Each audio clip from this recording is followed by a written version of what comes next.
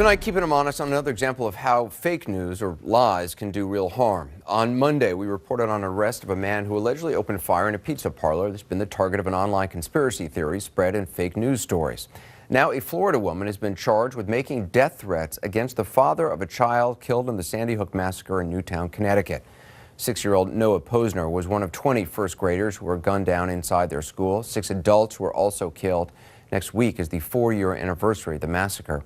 The woman who allegedly threatened Noah's father, and this is really sick stuff, believes that the shooting was a hoax orchestrated by the government and media to drum up support for gun control. They believe it never happened. As outrageous as that sounds, this woman is not alone. We reported on other Sandy Hook hoaxers, including former Florida Atlantic University professor James Tracy, who shortly after the shooting said this. Now, when a local reporter caught up with Tracy and asked him about this outrage his theories might trigger, here's what he said. Listen. You had 20 families that were mourning that buried children. Are you concerned about that at all? Well, I think that the entire country mourned about Sandy Hook. And yet, once again, the investigation that journalistic institutions should have actually carried out never took place, as far as I'm concerned. I think that we need to, as a society, look at things more carefully. Perhaps we, as a society, have been conditioned to be duped. We asked Tracy repeatedly to come on our show. He refused our invitations. His university fired him this year for failing to submit paperwork on his outside activities, including his blogging about conspiracy theories concerning mass shootings. Now, the lies a lot of these people spread are frankly sickening. Some individuals have harassed grieving Sandy Hook families. They've even claimed an interview I did in Newtown in the days after the shooting with Noah Posner's mom was faked. Take a look. This is the interview. They claim it was actually done in front of a green screen in a studio, and as proof, they say my nose disappears briefly from the shot at one point. For the record, that's what we call in TV land a hit, when there's interference with the satellite signal and the image is interrupted in a completely random way. Why they think I wouldn't have driven up to Connecticut to cover this from New York City seems odd, given that I've traveled all around the world to report on stories. Just to put this to bed, let me be clear. Their claim is insane. I was there. I talked to the families. I was invited into their homes in some cases. I saw grieving families' pain. They were not crisis actors. They were real parents suffering unimaginable loss. It doesn't even need to be said like that. Recently, I talked by phone to Len Posner, Noah's dad. He didn't want his face to be shown or his location named. He understandably wants to avoid more harassment. I know you can't give many details about the case since it's obviously ongoing. Is there anything you can say about it, what some of the nature of the threats were, or at least how often does this kind of thing happen? Well, the voicemails that were left by this individual, they're available online, so that they can be heard, and they're pretty intense.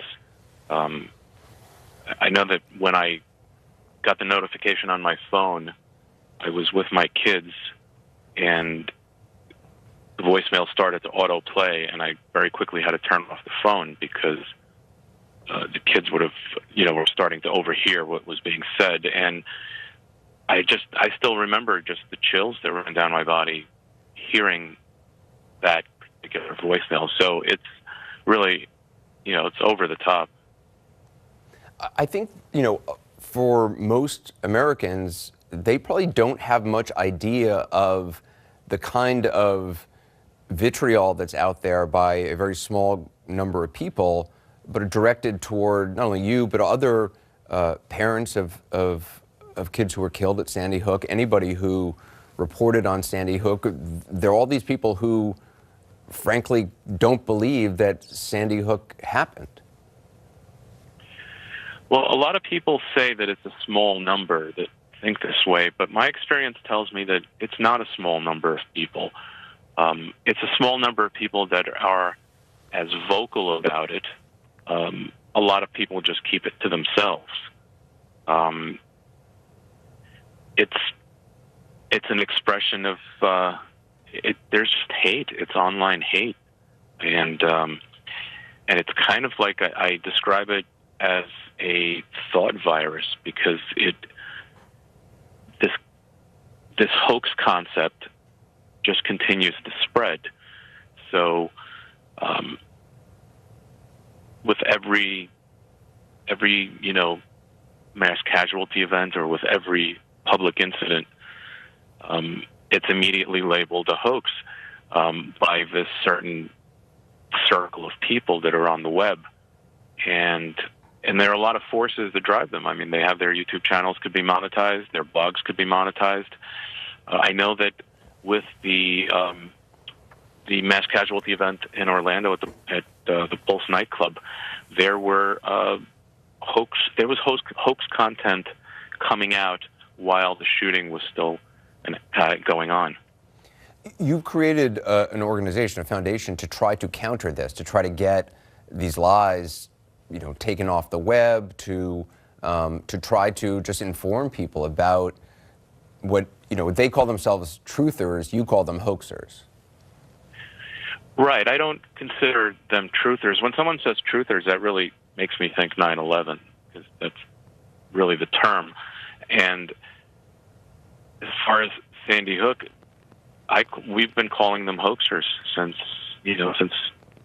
pretty much the beginning, because they, first of all, they don't think anything bad ever happens. They don't think anyone ever gets hurt. So they think that whenever they see something on the web or on television that is a crime or a mass casualty event, it has to be a hoax. And then if there is debunking evidence that comes out that shows that they made mistakes, like researchers, like normal researchers, they won't correct their mistakes, and oftentimes they start to fabricate their evidence or fudge their evidence or Photoshop their evidence. So really they're contributing to the hoax by falsifying the information that they're propagating. So they're hoaxers by calling everything a hoax, and then everything that they do after the fact is sort of distributing false information to people. I know other parents who have been harassed online, who have been harassed in person. This is not just happening to you and your family.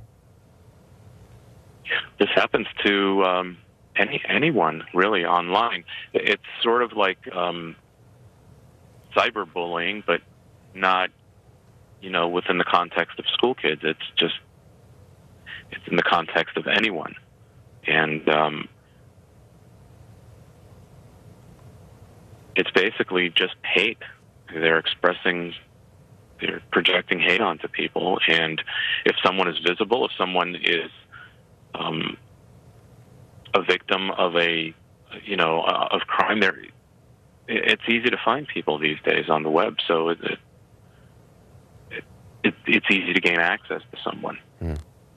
Well, Len Pusner, I'm so sorry for what you're going through and have been going through. Thank you for talking to us. Thank you very much for having me.